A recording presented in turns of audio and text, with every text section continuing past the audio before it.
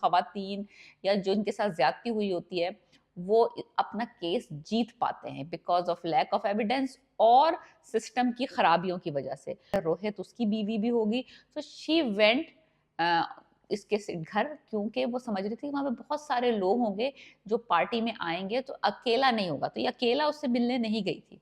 अच्छा लॉ बन गया पाकिस्तान में कि जब तक ये प्रोसीडिंग्स चलेंगी, जब तक केस चलेगा, वो रेपिस्ट और जो विक्टिम है वो आमने सामने नहीं आएंगे।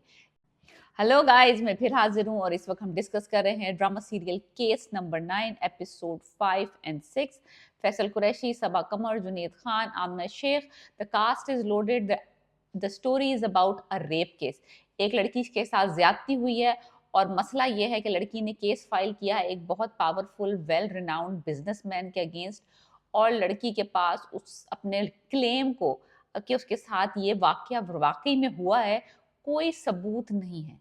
अब हमने इस पूरे ड्रामे में स्टार्ट टू फिनिश एंड तक देखना है कि हम ये जर्नी कैसे एक लड़की लेके जाती है, कैसे वो हिम्मत करती है, कैसे वो मुकाबला करती है सोसाइटी का, फैमिली वालों का, पुलिस का, अदालत का, मेडिकल का, सबका वो कैसे अकेले मुकाबला करती है और वो कैसे अपने हक के लिए लड़ती है। उसके पास कोई एविडेंस नहीं है, सारी एविडेंस ऑलमोस्ट डिस्ट्रॉय हो चुकी हैं, खत्म हो चुकी हैं, टेम्पर्ड हो चुकी हैं। और बंदा जो दूसरी तरफ जिसने उसका रेप किया है, उसके साथ ज्यादती की है, वो बहुत पावरफुल और बहुत ही रिसोर्सफुल बंदा है। उसने पुलिस को खरीद लिया है, उसने झूठी अफवाहें करवा दी हैं, उसने मीडिया को भी खरीद लेगा, आई एम प्रीटी श्योर। वकला बेहतरीन से बेहतरीन वकील कर लिया है और उसके बाद सीसीटीवी फुटेज गायब करवा दी है, झूठे बयान दिलवा दिए, नौकरों को ऐनी शाहिद बना लिया। So everything is going in his favour. और जो बेचारी विक्टिम है उसके पास कोई सबूत नहीं है, ना मेडिकल है, ना डीएनए है, ना पुलिस है, ना कोई कैमरा है, ना कोई ऐनी शाहिद है।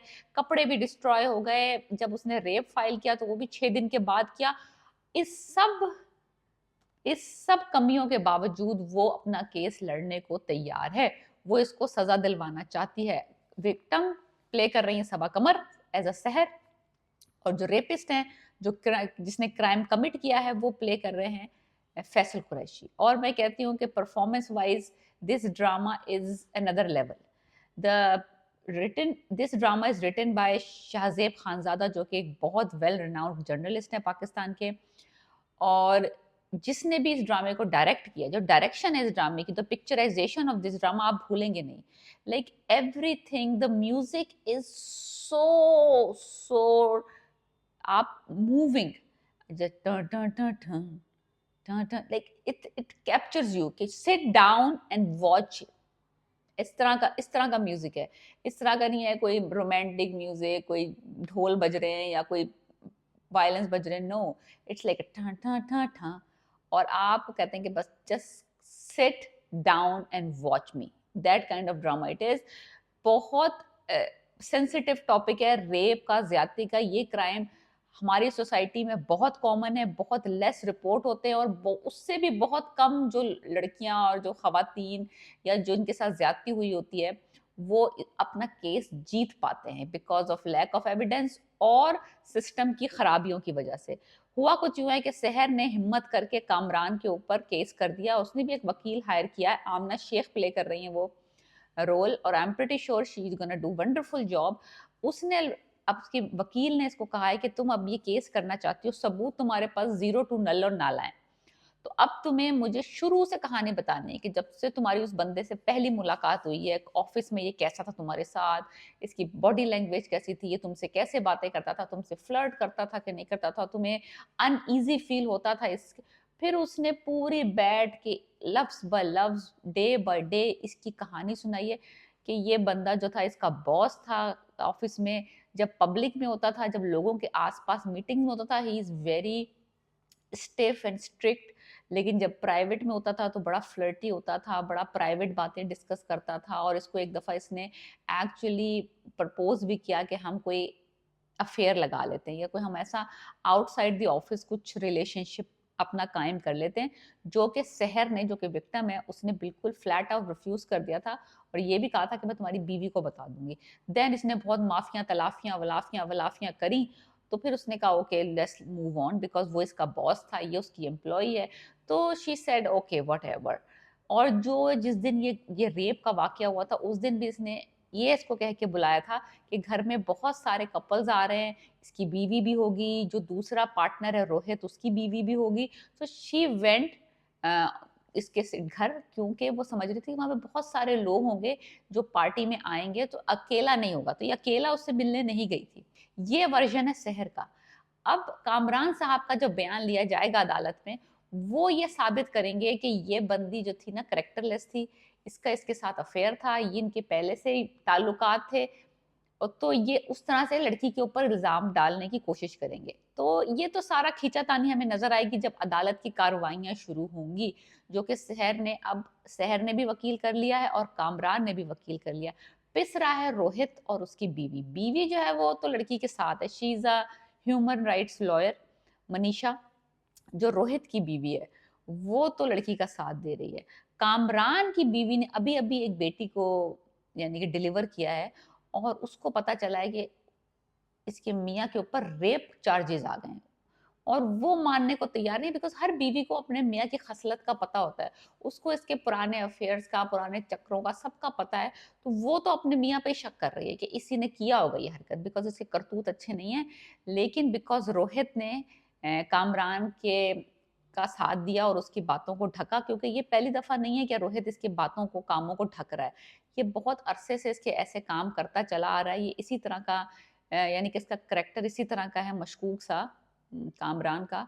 और रोहित कई दफा इसके कामों पे पर्दा डाल चुका है, तो ये नई बात नहीं है, ये पहली दफा नहीं हुआ, ये कई दफा हो चुका है। तो रोहित के कहने पे इसकी बीवी ने अभी अभी फिलहाल दम भर लिया है, लेकिन यकीन नहीं किया है। उसने कहा जब तक कि तुम अदालत से बेगुनाह साबित नहीं होते, मैं तुम्हारी किसी बात पे यकीन नहीं करूंगी। तो she is following the process, जब तुम बरी हो जाओगे अदालत से, मैं तुम्हारी बात पे यकीन कर लूंगी। एनीवेज, बहुत सारी प्रॉब्लम्स शहर को फेस करनी पड़ रही हैं, फैमिली से भी, दोस्तों से भी, मोहल्लेदारों से भी। उसको डराने की कोशिश की जा रही है, उसकी गाड़ी को चेस किया जा रहा है, यानी कि ना ताकि उसके दिल में डर बैठे और वो अपना बैक डाउन हो जाए अपने केस से। तो ये वाली मुश्किलात तो हमें पूरे वक्त इसमें नजर आएंगी इस ड्रामे में, कि एक विक्टिम जब किसी, एक तो विक्टिम का आना ही बहुत मुश्किल है, क्योंकि इतनी शर्म एसोसिएट कर देते हैं इस क्राइम के साथ कि सारा लड़का सूरी लड़की का कर देते कि जरूर इसी ने कपड़े कम पहने होंगे, जरूर यही बेपर्दा गई होगी, जरूर इसी ने उकसाया होगा, क्या जरूरत है तुम्हें उसके घर जाने की, रात में गए क्यों, उससे अकेले में मिलती थी, क्यों घर से निकलती थी। तो सारे के सारे जो इल्जामात हैं वो लड़की के ऊपर ही दे देते हैं कि जरूर तुम ही ने कुछ किया होगा, उकसाया होगा, जो उसको इतनी शय मिली और उसने तुम्हारे साथ ज्यादती की।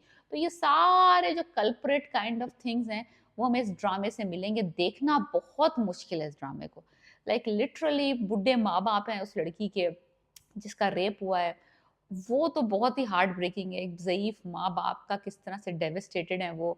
और फिर जब यानी कि पूरा शहर को नाइटमेयर्स आ रहे हैं, शी इज सो स्केयर्ड, उसके पास कोई सबूत नहीं है, और उसको पता है कि उसके जीतने के चांसेस लाइक 5% भी नहीं है। तो और ऊपर से वो कामरान का सामना नहीं कर सकती। एक अच्छी बात इसमें ये दिखाई है जो कि बहुत अच्छी है, पता चलेगा हमें कि अक्सर लड़कियां जो होती हैं अपने जो जो रेपिस्ट होते हैं, जो उनके जिसने उनके साथ हरकत की होती है, उसको फेस नहीं करना चाहती। तो ये अच्छा लॉ बन गया पाकिस्तान में कि जब तक ये प्रोसीडिंग्स चलेंगी, जब तक केस चलेगा, वो रेपिस्ट और जो विक्टिम है वो आमने सामने नहीं आएंगे। It is forbidden, it is in the law कि दोनों एक दूसरे को नहीं देख सकते ड्यूरिंग द प्रोसीडिंग्स अंटिल जो फैसला होता है। तो ये बहुत अच्छा है कि एक विक्टिम कंफर्टेबल फील करेगा, क्योंकि सामने बैठ के वो तो यूं यूं यूं शक्लें बनाएगा और ऐसे घूरेगा, तो बंदे का जब आप इतना ट्रॉमाटाइज होते हैं तो आप और नर्वस हो जाते हैं, कुछ का कुछ बोल देते हैं। तो ये तो ऑलरेडी वकील जो है नर्वस करेंगे, और सामने अगर आपका रेपिस्ट बैठा हो तो आप कितना ही आप ट्रॉमाटाइज हो जाएंगे। तो ये बहुत अच्छी बात दिखाई है कि हमारे ये अवेयरनेस होनी चाहिए कि अगर आप प्रोसीड कर भी रहे हैं तो वो आपको मिलेगा नहीं पूरे सिनेरियो में, आपका अलग से प्रोसीडिंग चलेगी, उसकी प्रोसीडिंग अलग से चलेगी। और अगर आपको अपनी जान का खतरा है तो आपको गवर्नमेंट और अदालत प्रोटेक्शन भी प्रोवाइड करेगी। सो बहुत अच्छे लेसन्स हैं, लेकिन इसके बावजूद इस ड्रामे को देखना बहुत मुश्किल है, बहुत मुश्किल ड्रामा है। इसमें कोई ऐसा ड्रामा नहीं है जिसको आप एज ए एंटरटेनमेंट देखें, ये एंटरटेनमेंट पर्पसेस वाला ड्रामा है ही नहीं। और performances by Faysal Quraishi and Saba Qamar and Junaid Khan, इस कहने की जरूरत नहीं है। इतनी आउटस्टैंडिंग परफॉर्मेंसेज हैं सारे, और स्टोरी इतनी स्मूथ और इतनी सेंसिटिव तरीके से चल रही है कि मैं आपको कह सकती हूँ कि दिस गोना बी अब like one of the masterpieces, कि ये चेंज कर देगा ड्रामों की डायरेक्शन, ये ड्रामा कि हमें किस तरह से सोशल इश्यूज पे ड्रामे बनाने चाहिए, sensitive, very very nice drama. I highly recommend it. Please watch it. Case number 9, episode 5 and 6.